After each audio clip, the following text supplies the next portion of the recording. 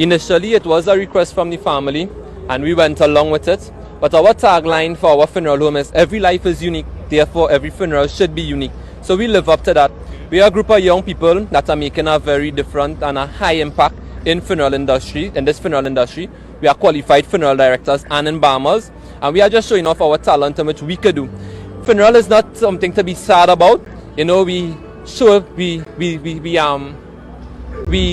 showcase the person as how they would have been alive, how you would have remembered them alive, and that is all we are doing here today by having the deceased sitting in this chair and being carried around into the community that he would have been in, and due to his unfortunate death. Now, you said that initially it was a request from the family. When you heard the request, and provided that it's something that you have never done before, what was the process? Did you have to go and research it? What was that process like? So we have a list of things that we want to put out there to the public. This was one of the stuff on our list, so we would have done our homework way before the request, and we know exactly what to do. We know exactly how to embalm the deceased, exactly how to place him on the chair, and exactly how to put him in that position to stay there so that he'll have a sturdy drive and no slip or any mistakes would have to happen on a day like today. And of course, shocking the public.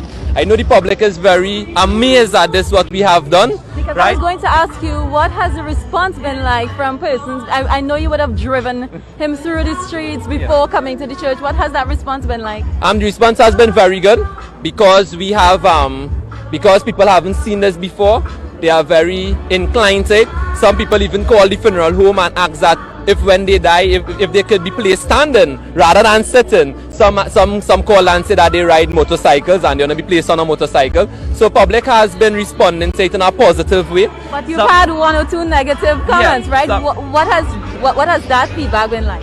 You can't just go with what our grandfathers and our forefathers would have done before. So hence we are changing things around, right? And we have plenty more things. Were people scared at all? People wasn't scared. I just think some people were just very surprised. They are very surprised of the manner in which it is done. I think people are more curious as to how he's staying there without moving. People are more curious to that rather than being scared of the deceased. A gentleman even came to the funeral today and was asking where the deceased is. When he saw the deceased, he was rather surprised. Who is the embalmer? Right, Nathaniel, Denny, and myself are the embalmers.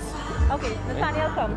He don't know. You know it was. All right. So can you then give me an idea of the embalming process? How does this differ from what you would normally do?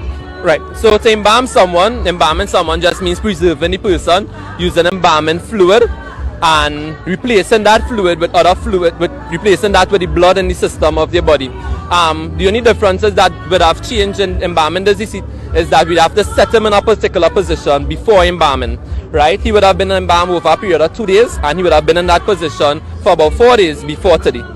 So I have a question. What happens after the service in terms of burial or cremation? What happens? So after the service, we are heading to the Diego Martin Public Cemetery for burial, and he'll be placed in his casket there. There will be no issues in placing him in his casket because he will lie flat because we embalm him in such a manner that his legs are free to movement. Okay. So that would also mean that his midsection has to be free to move once? No, just his knees.